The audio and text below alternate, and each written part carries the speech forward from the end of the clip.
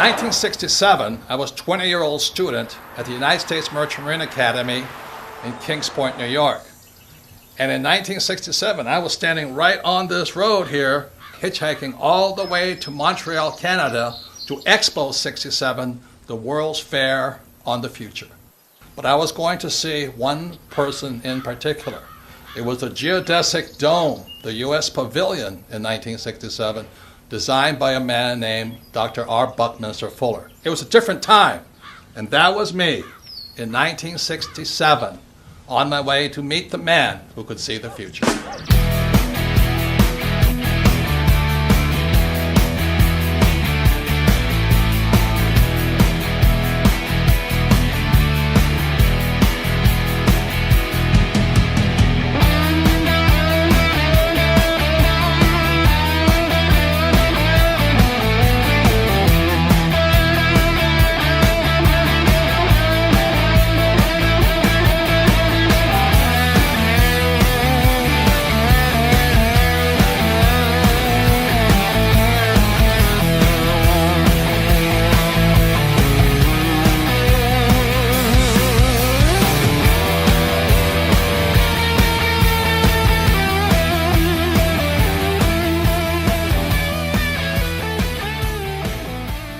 Fuller was a futurist, and he was one of the first persons that systematically defined how you and I can see the future. So that really intrigued me, because if I could see the future, I could see the future of stock markets, bond markets, real estate markets, and all that. And so I had a very small reason to want to be a futurist. It's all about greed to make money. So then in 1981, I had the opportunity to study with Dr. Fuller up in Kirkwood, California, which is near Lake Tahoe. And I spent a week with him up there. And I realized he wasn't looking at the future of the stock market. He was looking at the future of humanity. But the people running our economy, running the world, running our banks, running our politics, have us on a collision course with disaster. So I went, and once I could see the future, I knew I had to make changes.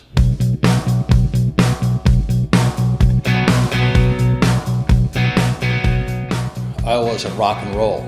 You know, I had bands like Van Halen, Boy George, Duran Duran, The Police, and I was having fun. Man, it was sex, drugs, rock and roll, and I was in my 30s. I thought it was hot life, great life. You know. Then I met Fuller, and then I changed. You know, there's more to my life than just making money and selling hats, wallets, bags, T-shirts, and sex, drugs, rock and roll. And so after 1981, I started studying with him more earnestly. I studied his books more, especially his book, Critical Path. I started applying with Fuller's teachings how to predict the future to the markets, because that's my interest. That's my rich dad and Bucky Fuller, that's where they come in line. They say the same thing. The markets are manipulated.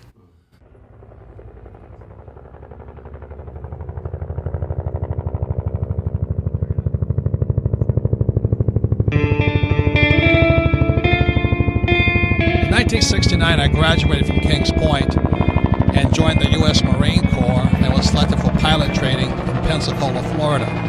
In 1972, I was flying helicopter gunships in Vietnam.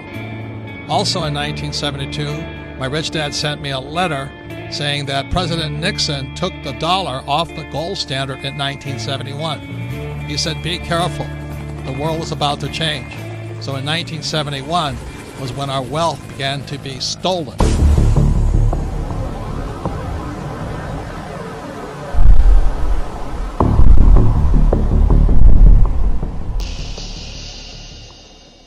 Since 1981, I had the privilege, the good fortune to study with Dr. Fuller 3 times. And then when he passed away on July 1st, 1983, I really felt a complete loss. Yet a responsibility to pass on the knowledge and wisdom he had taught me in my class. So after 1983, I began to make predictions. And, making predictions is very risky because you sound like an idiot. And in many ways, I sounded like Chicken Little saying, the sky is falling, the sky is falling, the sky is falling. And if you look at what's happening in the world economy today, for millions of people, the sky is falling. So in 2002, I published this book here called Rich Dad's Prophecy. Again, it was 2002, and what this book predicted was the giant crash coming in 2016. So 14 years ahead of schedule, I was making this prediction. But I also made one intermediate prediction behind that, was that there would be a secondary crash before the giant crash of 2016.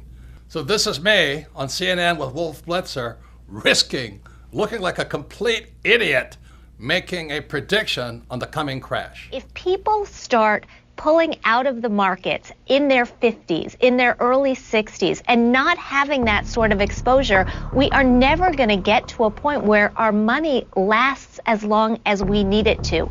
We need to be participants in this system into our 70s and into our 80s, and then we need a plan for withdrawing those assets, just like we needed a plan for putting those assets in. Yes, and you're putting those assets into those investment bankers that are in financial trouble today.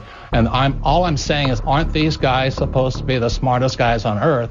And shouldn't we be careful who we take financial advice from, including the four of us on this panel? Yeah, absolutely. And that's what I'm saying. There's a lot of bad advice. But Robert, you're really that worried about Goldman Sachs and Lehman Brothers?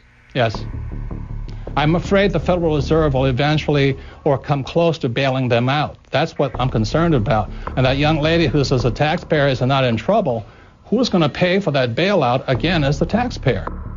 Lehman Brothers says it plans to file for Chapter 11 bankruptcy protection.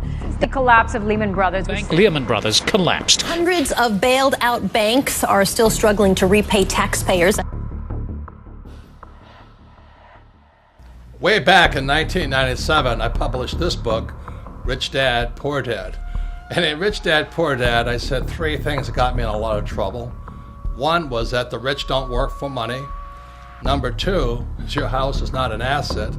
And number three, savers would be losers. So that was in 1997. And look at what happened in 2007. The real estate market crashed. The government started printing money called quantitative easing, and savers became losers. It's no secret that the California housing bubble has popped with hardships spread wide. Real estate expert Robert Kiyosaki predicted all of this would happen back in 2005, but most people didn't listen. It's the biggest financial bubble in the history of the world. Hoping this wasn't inevitable, but we have had a big jump in foreclosure filings. Let me tell you a little about this. There are 650,000 homes in the United States in foreclosure right now. U.S. foreclosure activity jumped 81% in 2008. With 10 million people lost their homes to foreclosure and were forced out onto the streets. And to this day, millions of people are still underwater. They owe more on their house than their house is worth. You want to know what real estate's going to do? Look at jobs. Right. We still have a bad job situation, so Right. it's still a bad real estate situation. Right. Real estate is only as valuable as there's jobs. What made you write Conspiracy of the Rich? It goes back to why don't we have financial education in our schools? Question: was the financial crisis a creation of a wicked conspiracy? A new online book, Conspiracy of the Rich, The 8 New Rules of Money, exposes what author Robert Kiyosaki says is a twisted tale of how the rich control the world economy through, you name it, the Fed, Wall Street, your schools, and the government that supports these entities. Robert Kiyosaki is the author of the best-selling Rich Dad, Poor Dad series. His first book in the series has held a top spot on the New York Times bestseller list for 6 years running. And he joins us on the program today. Hello, Robert. What is this conspiracy theory? You mean it's a few people at the top handling all of us like puppets on a string? Say it isn't so. Well, I wish it wasn't so, but I've been a student of this crisis since around 1983, and I could see it coming back in 1983. People that are following the old rules, such as work hard, save money, get out of debt, live below your means, and invest in a well-diversified portfolio of mutual funds, you're getting wiped out.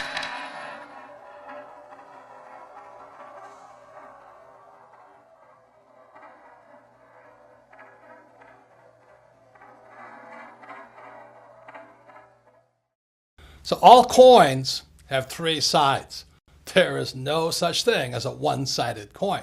See, all coins have heads on one side and tails on the other side, and the third side is the edge. So in real life, there'll always be people who say you're right, other people who say you're wrong.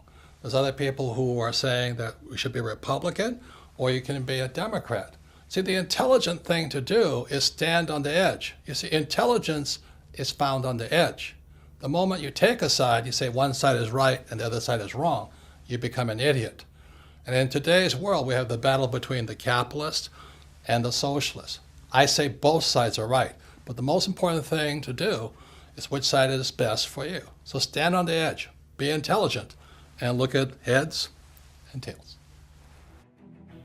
The test of a first-rate intelligence is the ability to hold two opposed ideas in the mind at the same time and still retain the ability to function.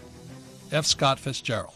On July 1st, 1983, I was driving down the highway in Honolulu, Hawaii, and it came over the radio, futurist and genius Buckminster Fuller passed away today. And this overwhelming sense of, I had to pull over to the side of the road, all these cars whizzing by, and just cry. I've mentioned the WinStar project, and one of the gentlemen who's involved in the WinStar project is named Buckminster Fuller. He's a very, very dear friend of mine. I consider the genius of our times. And this is a song that I wrote for Bucky that's part of the new album that I'm out in L.A. recording. I suppose that there are those who'll say he had it easy, had it made in fact before. Because he was what they call the grandfather of the future. John Denver talked to him. He was our hope, that he was going to bring about a better world. And so when he died, the question goes, well, who's going to replace him? And thank God I always remember what Fuller said. He says, in 1927, when he was a complete screw-up, he lost his businesses and all this, he says, what can I do? I'm just a little guy. So as I'm sitting on the side of the road, just mourning the loss of what I thought was the man who was going to lead us out of this mess we're in, I realized he was not there anymore. Then I had to ask myself, what can I do? I'm just a little guy. And in '84, I sold my businesses, quit my job, met this beautiful woman named Kim. My friend Blair Singh and I, now Rich Dad Advisors, we all held hands and we took a leap of faith. Went in and said, I don't know what we can do, but we have to do something. And we were broke for years.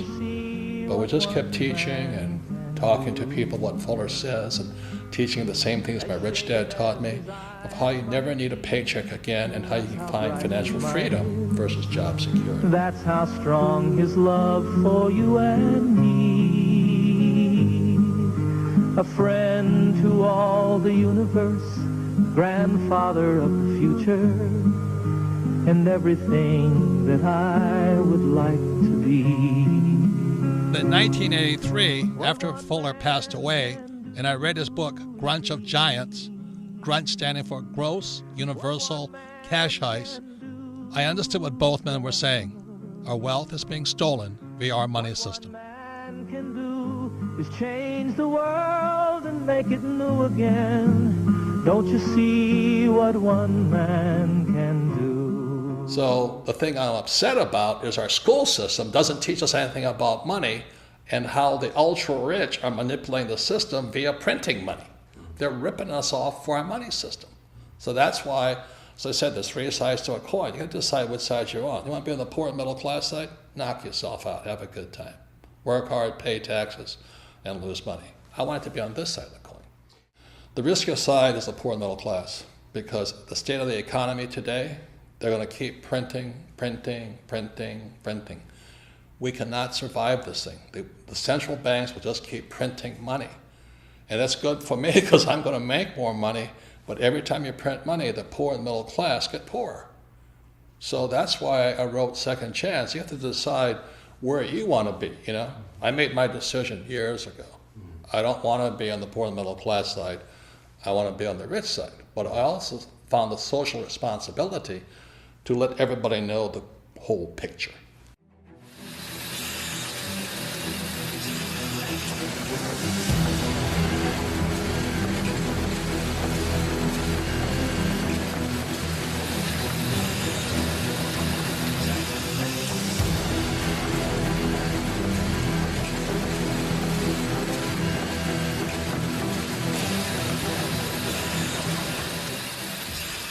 Fuller was not only a futurist, he was a scientist, a mathematician, some call an architect.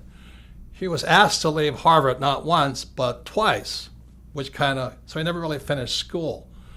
He was a genius, but he was hard to define simply because he was a genius at so many different subjects. In 1983, after reading his book, Grunch of Giants, posthumously, after he had passed away, I was surprised because Grunch of Giants was not about math, science, it was about the economy. It was about the future of the economy. And that's when I realized Bucky Fuller and my rich dad, who was my best friend's father, had been saying the same things for years. After reading Grunch of Giants, which stands for Gross Universal Cash Heist, how we're being ripped off by the very thing we work for, money, I began doing my own research on what both men had been saying. See, up to then, I was a proverbial C- student. I only studied just to take a test. I only studied what I was told to study. I take the test and forget about it. But after reading Grunch of Giants and hearing what Bucky said about the future and the economy and what my rich dad had been telling me for years, I became a student for the very first time. I went all the way back, not just taking their word for it, but finding out my own answers. I wrote Second Chance because there's a lot of confusion about this global economic crisis. You know, one side of the coin, especially the politicians, say, hey, don't worry, everything's fine, the economy's coming back. On the other side of the coin, there's people who say, we're on the eve of destruction. You know, buy guns, store food, buy gold, and go into hiding. And on one side of the coin, the socialists say, we need more entitlement programs. We need to take care of people. And capitalists say, if we keep giving people money, we're all going to go broke. And today, finally, everybody knows America is deeply in debt. We all know the U.S. is in debt, and this is the chart of the national debt of the United States, somewhere over 17 trillion.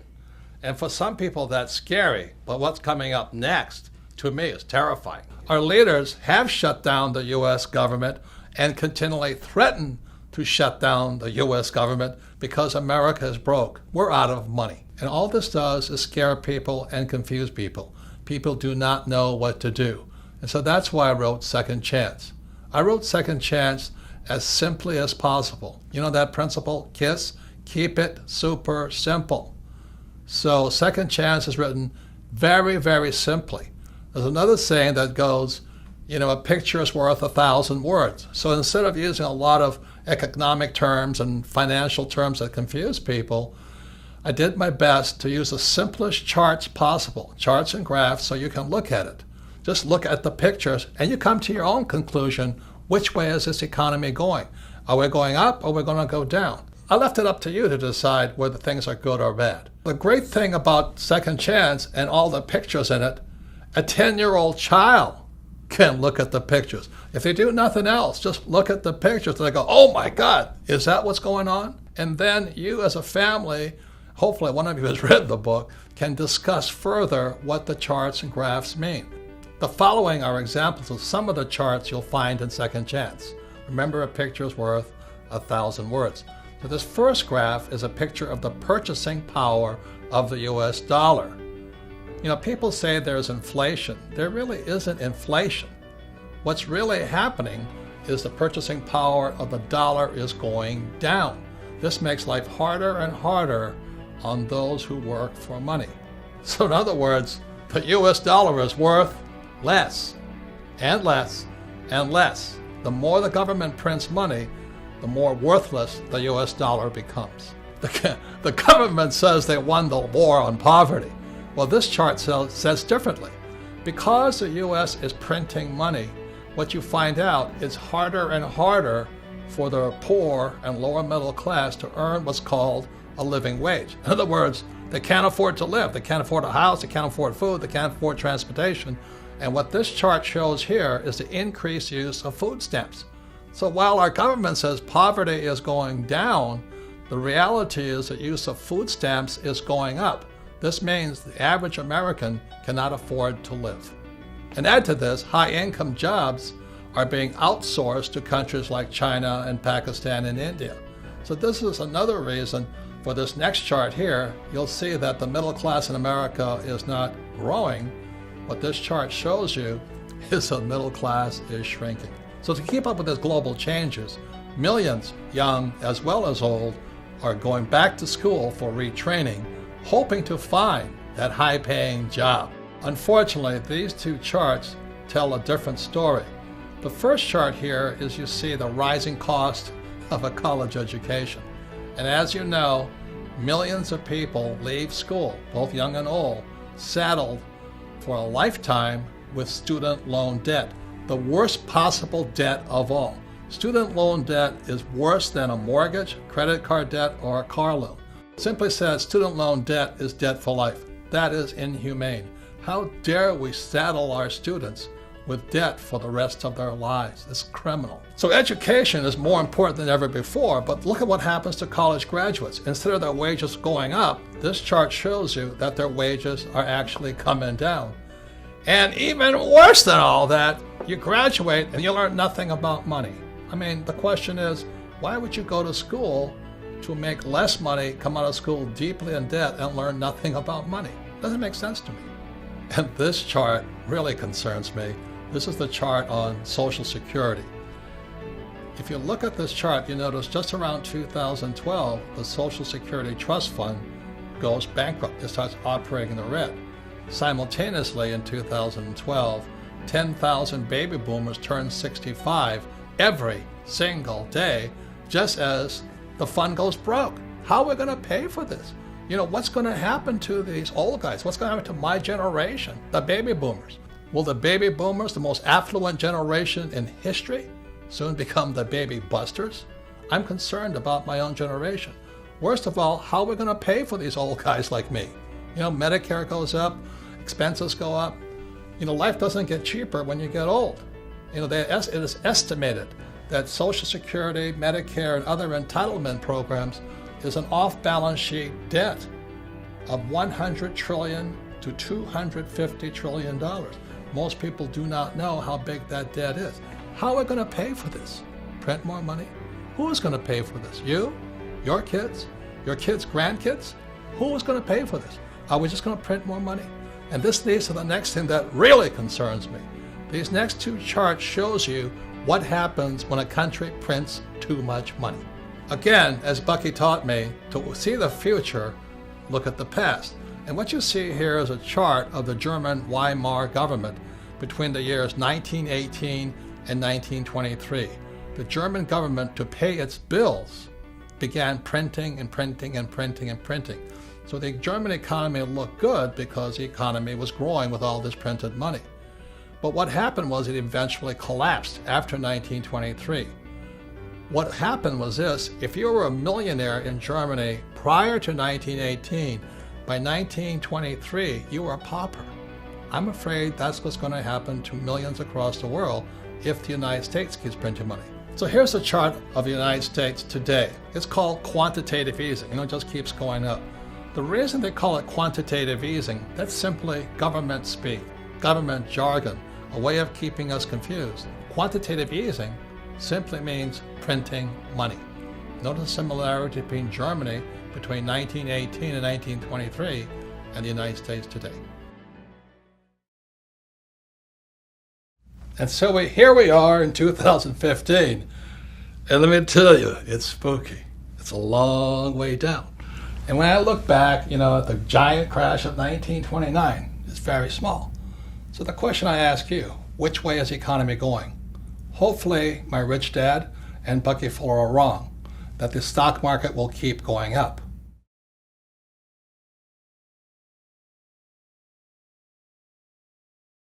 Looking for a savior, the German people elected Adolf Hitler Chancellor of all Germany in 1933.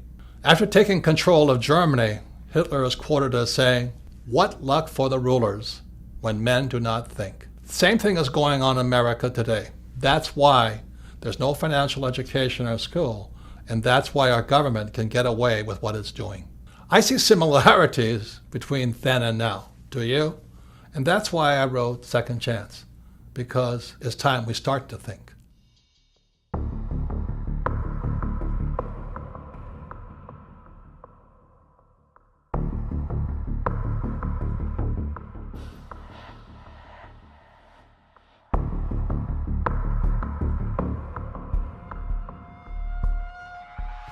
As I said in part one, in 1971, President Nixon took the dollar off the gold standard, and the dollar became debt, and the U.S. could now print money. I have directed Secretary Connally to suspend temporarily the convertibility of the dollar into gold or other reserve assets. The problem is our education system never changed after 1971. You see what low grade you made on your weekly mathematics test? More than half of you failed.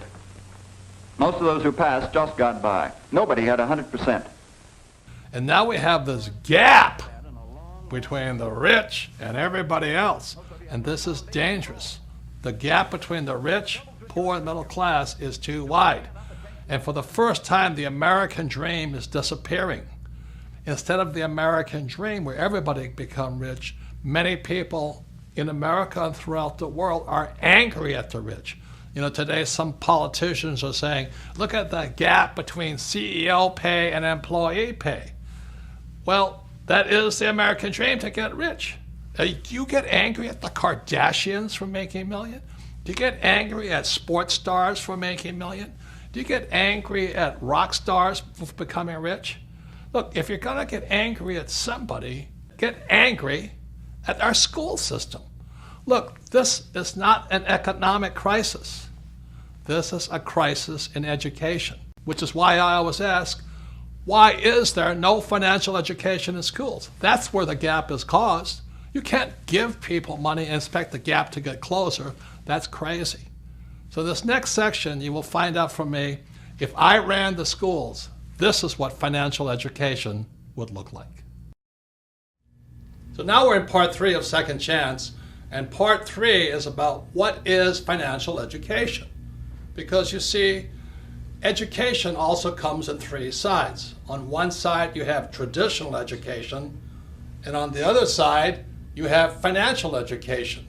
And our job is to stand on the edge and figure out what's best for you and me. I mean, what are you going to do about the financial crisis? Are you going back to traditional education, or is your second chance found in financial education? So traditional education is like my poor dad's education, which is go to school, you get a job and become an employee, you save money, you work hard, you get out of debt, you buy a house, and you invest for the long term in the stock market. And that's traditional education. And on the financial education side, which is my rich dad side, it's opposite. And that's what makes it hard for most people, because it's opposite. On rich dad's side, it's become an entrepreneur, somebody who hires employees.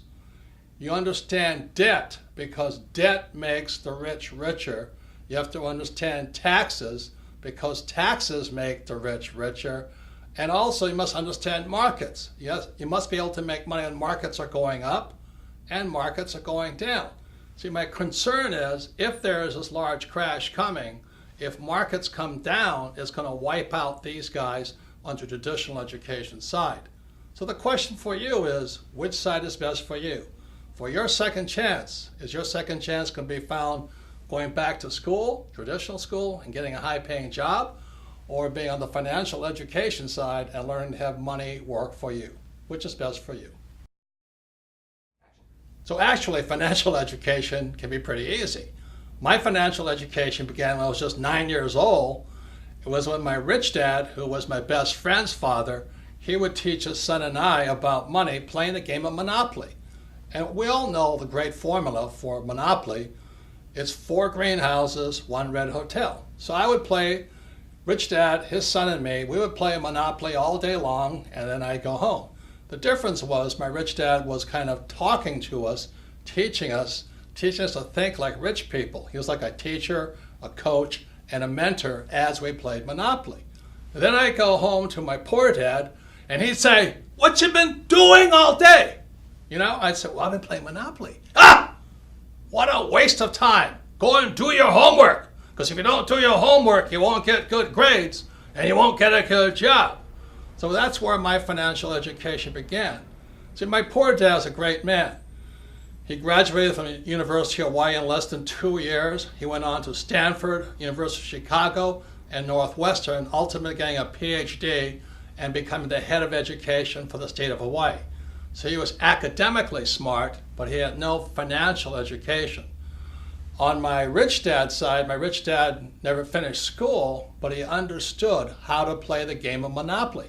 So he taught his son and me, starting at age 9, and we played that game probably 1,000 times over the years. We played it until I was in my 30s with Rich Dad. And today, what I do, and my wife does, is we play Monopoly in real life. So this is my question to you. For your second chance, is it time for you to start playing Monopoly in real life?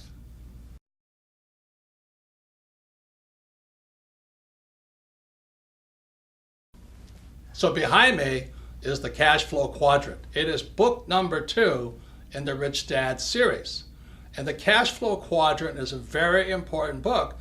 And again, you're going to find out things are opposite. See, on one side of the quadrant, you have E and you have S.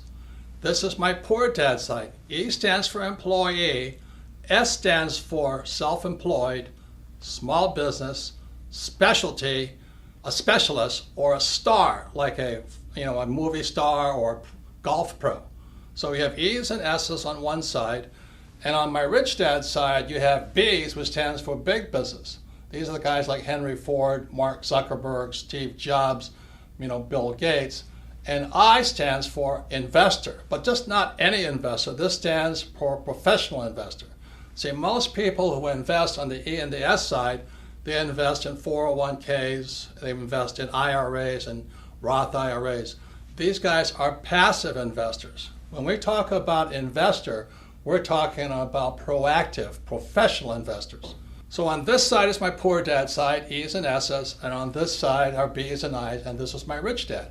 So when I was a young man, I had to decide which side was best for me, E or S, B or I.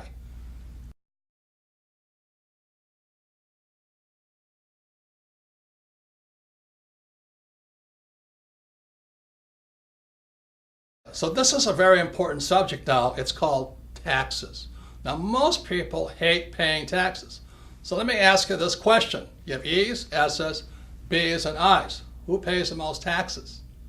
Okay, so on the E's, and this is true throughout the world, it's about 40%. So if you're an employee, a major part of your paycheck goes to pay taxes. And that's how your wealth is being stolen. If you're an S, which is self-employed, movie star, or a specialist like an accountant, attorney, or a doctor, you pay 60% and higher. So the E's and S's pay the highest taxes possible, and these are the people who went to school and they're told to work hard for money. On the B and I side, which is the rich, the B's pay 20% in taxes. They pay much less, and the I's, the professional investor, pays as little as 0% in taxes. So some of you are saying this is not fair. And I can understand that because most people are on this side looking at this side. But let me just say this to you. Tax laws are fair. You see, tax laws don't care if you're rich or poor. You can be rich or poor and still pay 0 taxes. You can be rich or poor and pay 20% in taxes. See, what is not fair is the lack of financial education in our schools. So these people on this side have no idea how these guys are making a much more money and paying a lot less in taxes. So let me just say this. For those of you who have read Rich Dad, Poor Dad, or if you haven't, look at Rich Dad, Poor Dad one more time.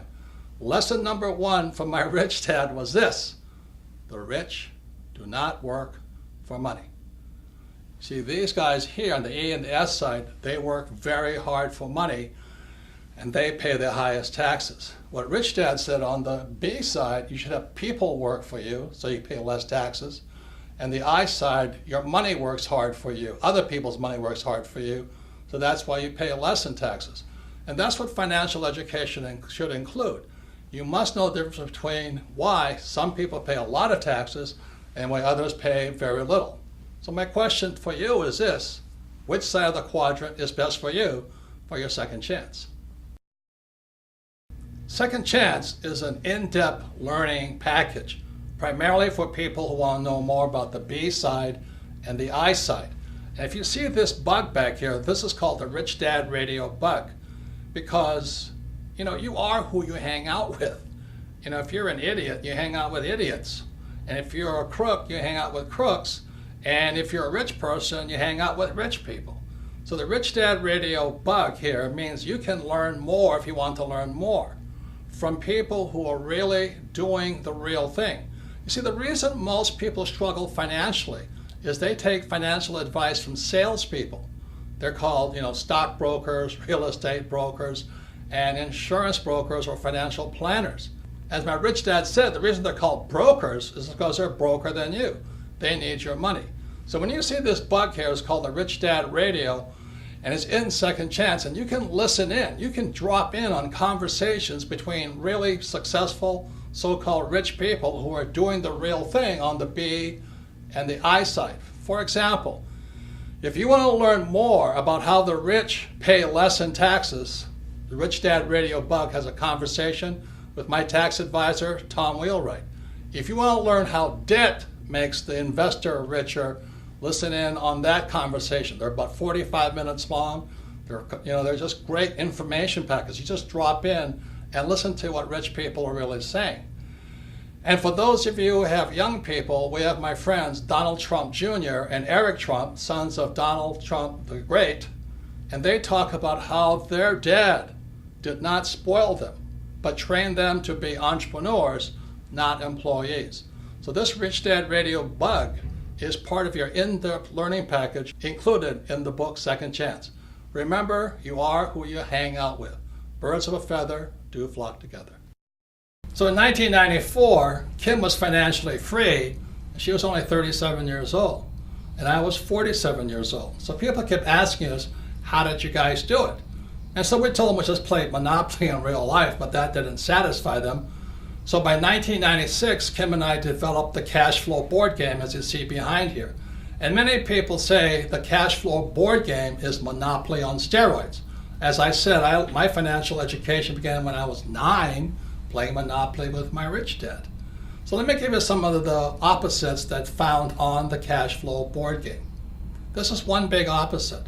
In the middle of the game, you see this thing called the rat race.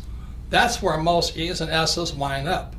They go to school, they get a job, or they become a doctor or a lawyer, and they wind up in that rat race, working really hard, paying a lot of taxes, giving their money to the government, giving them money to Wall Street via their 401k or IRA, and they just spin that little rat race. But that's not what the rich do. So those on the B and the I side, they invest in what's called the fast track. Again, everything is opposite. You can either run your life inside the little rat race, or you can be a B and the I on the fast track. Everything is opposite. There are a number of other things that make the cash flow board game Monopoly on steroids. One big reason is cash flow is the only game that encourages you to use debt to become rich. Now I know some of you are going, oh, I'm so afraid of debt. And you should be, because you have to learn how to use it. Debt is dangerous if not well used. So cash flow actually encourages you to use debt, but this is the best thing. You use debt with play money. If you make a mistake, it's only play money. Try doing that in real life. You make a bad mistake with debt, and you're wiped out.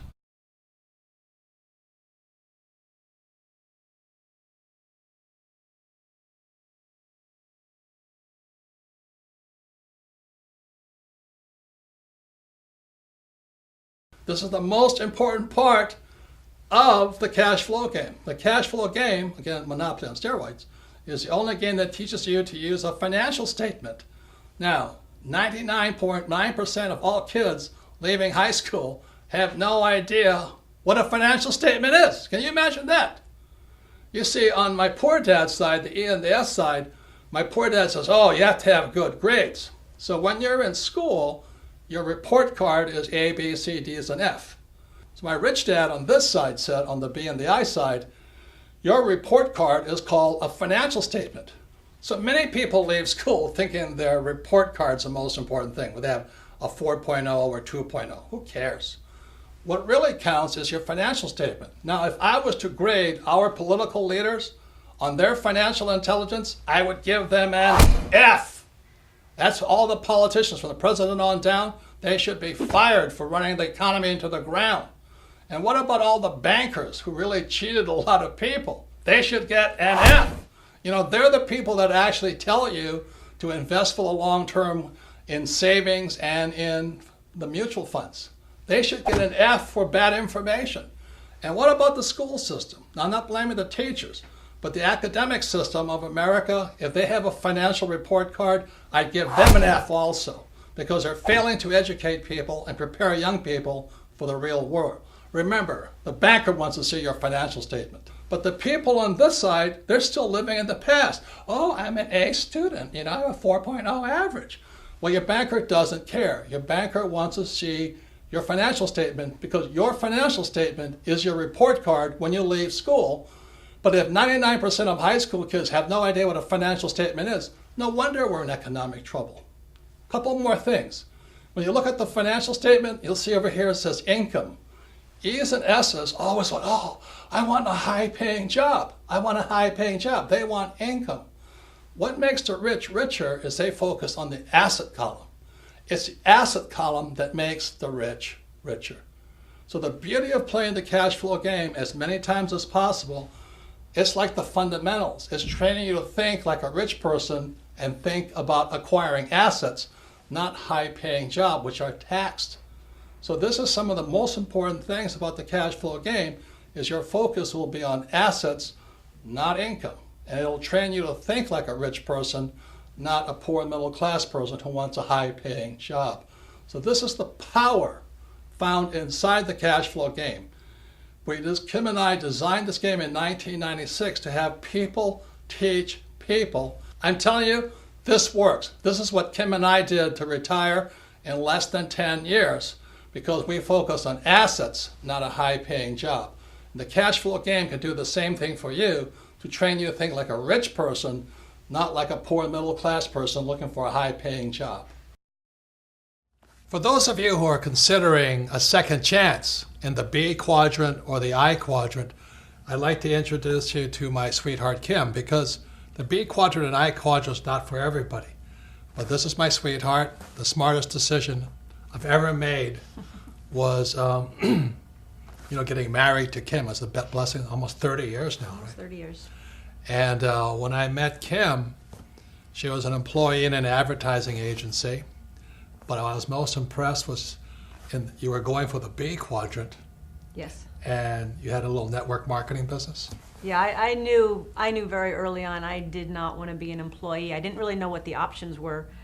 Because I was always around employees growing up, but I got introduced to network marketing while I was working in advertising, and I thought this would be a good idea for me to start to learn what it is to be a business owner. So I got set up with this network marketing company. I was representative, and it was a great learning experience for me and to what it takes to be an entrepreneur, because if I didn't make the sale, I didn't get any money. And I had to get very creative on how I was going to sell because, of course, like most network marketing, you go to your family and friends and that runs out pretty fast. So then you've got to go find new customers. So I would set up my little salons at fitness clubs and different places throughout Honolulu, and I would continue to sell. And I'd also learn how to sell and what worked and what didn't work.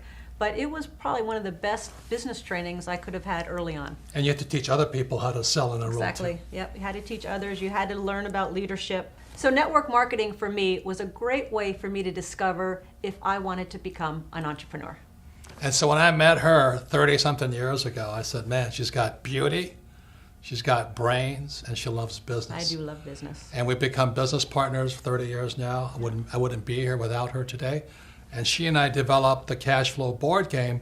For those of you who want to find out if you want to be a professional investor versus a passive investor, if you're tired of 401ks and IRAs and Roths and all that other stuff, that's what we developed the cash flow game for. Yes, and so we developed the cash flow board game basically to teach people what it was Robert and I did to become financially free. Yes, so we recommend network marketing if you want to move into the B quadrant, and for those interested in becoming professional investors, check out the cash flow board game. So I actually have a business degree, a college degree in business, but I have to say, getting into network marketing, I learned more about what it takes to be an entrepreneur than I ever learned in my 4 years of college. So once again, education is more important than before, but as you can see, there's different types of education. There's traditional education on one side and financial education on the other side. Well, the same is true with learning. There's more than one side. And back in 1969, educational psychologist Dr. Edward Dale, again in 1969, created this thing here called the cone of learning. And on the cone of learning, you'll find out there's more than one way to learn. When we look at the bottom of the cone here, what you'll find, there's two ways of learning. There's reading and then listening to words or listening to lecture. This is my poor dad's way of learning. To me, as a kid, it was boring, boring, boring. At the other end of the cone of learning, you'll find the best way to learn is to do the real thing, but just below that is a thing called simulation. Simulation is another word for games or practice. We're simulating doing the real thing. So at the top of the cone was the way my rich dad taught me. At the bottom of the cone is where traditional education or my poor dad tried to teach me. So what Edgar Dale, again, Dr. Dale in 1969, educational psychologist, found out that reading, you retain the least, less than 10%. And then when you listen to lecture, it's about 20%. So that's why in school, so much of the time is I would attend class and listen to a lecture and forget everything. So once again, it's more than two ways to learn. At the bottom, these are the A students. And a lot of times at the top, these are the C students or D students. How many of you have met people who are really smart in school, but they can't do the real thing? And that's one of the problems I had with traditional education. They give you all the answers, but these people aren't that bright. They don't know what to do. They can't do much. They're afraid of making mistakes. So that's the bottom of the learning curve that Dr. Edgar Dale found out, and the top. Now you move up to the next level. The next level is looking at pictures. And one of the reasons I did Second Chance in so many pictures is to improve your retention, to improve your learning, and that's up to about 30%. Now moving above that is you watch a movie. And this video, this movie called The Man Who Could Predict the Future is, again, we did it just to increase your retention, so you remember more and forget less. So moving up the cone of learning, you have this thing called participating in a discussion. And that's really high up there. And the reason we have Rich Dad Radio, the bug, so you can go inside Second Chance, is you can participate by dropping in and listening to discussions from real people who are doing what they talk about, who know what they're talking about. And up at 90% is a thing called simulation. And that's where games come from. The reason I learned so much from my rich dad was because my rich dad used a game of Monopoly. 4 greenhouses, 1 red hotel. I retained a lot. I learned a lot. And then rich dad would coach me and talk to me and educate me about how to do the real thing. So that I hear many people say, oh, it's so risky. What you do is so risky. Oftentimes, those are the people who are like my poor dad. They did well in school, a lot of times A students, many times accountants and attorneys and doctors, but they've only learned how to learn from reading and from lecture. And when it comes up to this level here, which is practice in the simulation, playing the game, and then doing the real thing, then they say it's risky. And it is risky if you've been taught not to simulate, not to practice. You see, the way we as humans are designed to learn is by making mistakes. For example, a baby learns to walk by standing up, falling down, standing up, falling down. Then after they learn how to walk, then they learn to run. Then they get on a bicycle, and again, they fall off, stand up, fall off, and then they learn how to ride. But our school system, especially down at the base level here, the reading and lecture, is if you make a mistake, they punish you. They always punish you for making a mistake. That's why so many of these really smart people can't do anything, because this is what Edgar Dale is talking about. It's simulation and then doing the real thing. So what I suggest is you read this book, listen to some of the lectures, watch this video in entirety, discuss it, participate in it, listen to what the experts are saying, and then you may want to play either Monopoly or the game Cash Flow and play it and play it and play it again until it sinks into your head. and then you do the real thing. That's what I suggest. But if you're afraid of making mistakes, which is what these people like my poor dad are, what if I make a mistake? If I make a mistake, I'm stupid. Well, that's what's wrong with the school system. That's what's wrong with traditional education. They punish you for making mistakes. Now you look at it this way, I love flight school. I love learning to be a pilot and getting ready to go to Vietnam. The reason I like flight school at Pensacola, Florida and Camp Pendleton, California was because we simulated in preparation to doing the real thing. So this is what flight school looked like. We go to school in the morning, we'd listen to real instructors lecture us, then we'd fly in the afternoon. So study in the morning, fly in the afternoon, and then we did the real thing in Vietnam.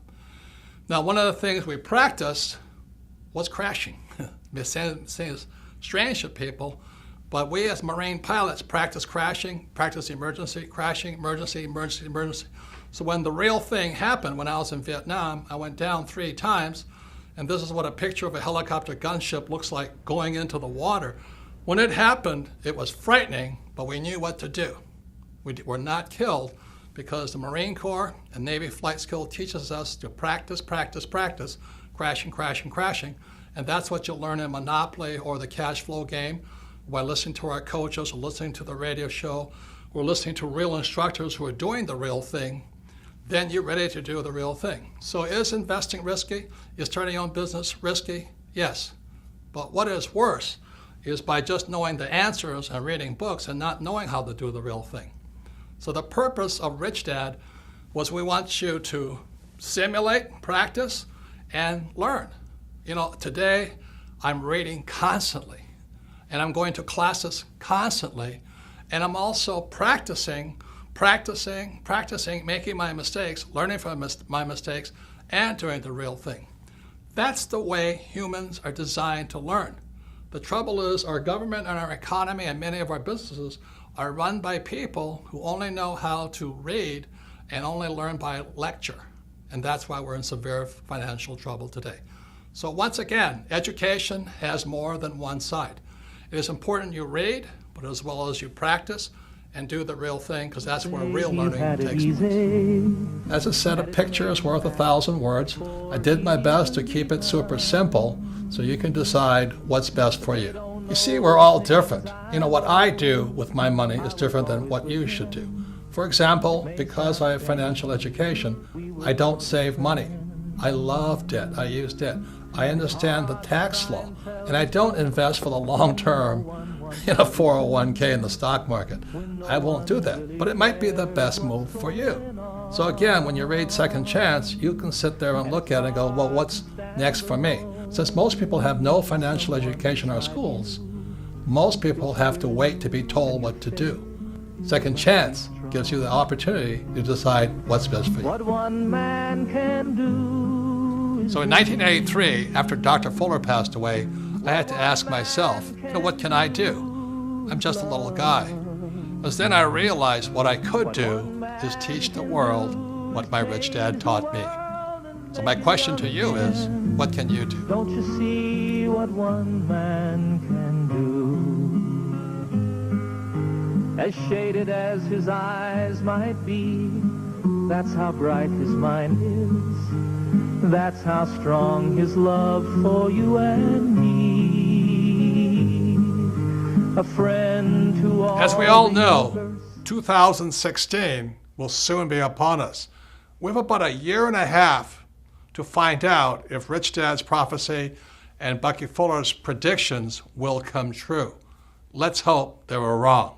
Yet as you all know, if you saw in part 1 on CNN with Wolf Blitzer and Bloomberg and other TV stations, I did get it right. As predicted in Rich Dad's prophecy, there would be a preliminary crash prior to the giant crash of 2016. And that preliminary crash came in October 2007 when the Dow hit 14,000 and headed down and led to the crash and economic crisis we are in today. The crash of 2007 was a warning. It was meaning, get prepared. Unfortunately, Grunch is not making any changes, but the good news is you can. So that's why I wrote Second Chance. There are things that you can do to not be a victim of the coming giant crash, whether it comes in 2016 or a few years later. But it is coming. See, crashes can be good because crashes, like a coin, has three sides. You know, you can stand on the edge and look and say, well, which side of this crash do I want to be on? You know, on one side, the crash will wipe out millions of people, just as the crash of 2007 did. On the other side, you can look at what the smart people are doing, is you can say, oh my God, this is my chance to make tremendous headway. I can get rich instead of get wiped out like everybody else. So again, a crash has three sides. Your job is to decide which side do you want to be on. You want to be on the side that gets wiped out, or you want to be on the side that makes fortunes because of it. See, the good news is, after 2007, many companies and many individuals started making changes. They said, look, we got to do something different. So those people, when the next crash comes, again, be it 2016 or a few years later, they'll be stronger, better, more prepared to do very well when that crash comes. So the good news is, in a crash, you can get richer much, much faster. I mean, after 2007, I thought I died and went to heaven. It was a wonderful time, except unfortunately, millions of people got wiped out because they didn't know what was coming. So remember this, it's really a good time in a crash because when things come down, you actually can get rich faster if you know what you're doing. For example, and let's say this doesn't happen, let's say the US dollar crashes, it goes down. Well, on the other side of it, if you're in precious metals like gold and silver, you can get rich really quickly. That's how crashes work. Another thing, if the dollar crashes, savers will be losers, but debtors will be winners. That's what we're coming up against in 2016. And if there is a crash in 2016, unemployment will go through the roof, which is bad for most people. But what will happen also is millions of people will want to join a network marketing company, or they'll finally want to learn to be entrepreneurs rather than employees. So there's good and bad, always three sides to every coin.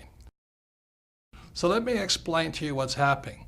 On page 319 in Second Chance, you will find out why savers are losers. But let me add another layer of expertise to you. So let me get my flip chart and I'll explain to you why savers are losers today.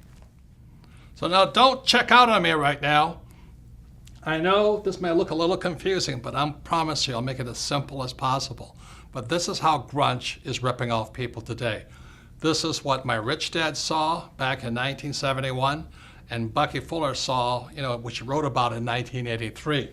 So this here is an equation called the exchange of money. Again, don't check out on me, hang on, but you'll understand how how grunge rips you off if you save money. So this M stands for money supply. Now why that's important is because after 1971, they could print as much money as they liked, okay? V stands for velocity, how fast your money is moving. So people who save money and people who invest for the long term, ILT, their money has no velocity. That's why savers are losing. They're printing all this money and your money is sitting still. Now what the banks have to do is they have to give the money to people like me who are in the B and I quadrant. These are the E's and S's. These are the B's and I's. So your money is not moving. They really do not need your money. What they need are people like me to borrow money, because the only way the bank makes money is they give money to me, I borrow it, and I pay them a little bit of interest. So this is amount of money, money supply, this is velocity of money, and after 1971 they didn't need your money. Now this equation is really important here. It's P times Q, sometimes called price and quantity. In other words, they call this nominal GDP. The reason Fuller and my rich dad could say you're getting ripped off is because this now in America is moving to China, Pakistan, India, Africa, Mexico. In other words, our production is being moved overseas. You remember when I was a kid, Ford Motor Company had human beings, making cars. Today, they're robots making cars. They don't need you. And where are those robots made? Those robots are not made in America. They're made in China, Pakistan, India, Mexico, which is good for those countries. God bless them. But unfortunately, every time you want more money, P stands for price, the big corporations like Nike, like Apple, like General Electric, they just move the jobs offshore. So that's what's really wiping out people today, is that you want more money, they're going to move offshore. And that's what's really killing people today. So if you don't understand this, don't worry. Part of it is inside Second Chance. But this is the equation. After 1971, they don't need your money anymore. That's why they don't pay any money for your savings. They don't need it. But they do need people like me who can use debt. And what the grunge is here is they're just the big corporations. They're not really U.S. corporations. You know, that you think Apple is a U.S. corporation? It's not. You think General Electric's a U.S. corporation? It's not. You think Nike is a U.S. corporation? It's not. So you sit there waving the American flag, but our jobs and our factories are going overseas. And so what they tell you to do is to save your money, invest for the long term, and you're getting screwed because your money is not moving. So let me give you one more example of what's happening with your money like this. Let's say I had a restaurant, and in a night, I serve one setting of tables. One set of customers come in. I make X amount of money. But what velocity means, you want to serve 2 sets of people, 3 sets of people. And that's what velocity means. If your money is parked in a savings account or in a long-term, investing for the long term, you're getting screwed. You're getting screwed because your money is not moving. There's no velocity. So on page 319 in Second Chance, I write about what I do. I'm not recommending that you do it, but what financial education allows me to do is I keep my money, but it's not really my money, it's your money moving. And that's one reason the rich are getting richer. And again, this is how grunge, this is how Fuller and Rich Dad could predict that your wealth was being ripped off by the biggest banks, our corporations, and our school system. So this is the thing called the velocity of money. Your money is not moving, that's why you're being ripped off, because they keep printing more of it. And if the stock market crash, the people who don't move their money get wiped out. So if you don't understand this, don't worry. 99.99% of the people don't. In fact, the economist in my economics class who taught me, they didn't understand it either. They don't understand this because most economists, they save money and they have a retirement account. They have to be an investor, a B or an I, to understand this. So if you don't understand it, the reason this video is made available to all of you is sit down with your friends, 2 or 3 friends, watch this video, discuss the whole video. Do it 2 or 3 times because repetition is how we learn. Every time you watch this video, you'll learn a little bit more. So if you don't understand this, don't worry about it because the economist who taught me this when I was in business school, he didn't understand it either because he saved his money and he invested for the long term in the stock market. And what the rich are doing is to keep the speed of their money, the velocity of their money up. Please discuss the number of times and you'll see a whole nother world. So the people that pay the highest taxes, again, are employees in the E quadrant, self-employed in the S quadrant, savers, and employees with 401ks. These are just examples of the ways grunge rips us off, steals our wealth, just because we have no financial education in our schools. That's criminal. If Fuller's predictions are true, the next 20 years will not be like the past 20 years. So for those of you who think your job is safe, think again. For those of you who think your savings are safe, think again. And for those of you who think your college education will save you, think again. The next 20 years will be unlike anything like the past 20 years. So be prepared.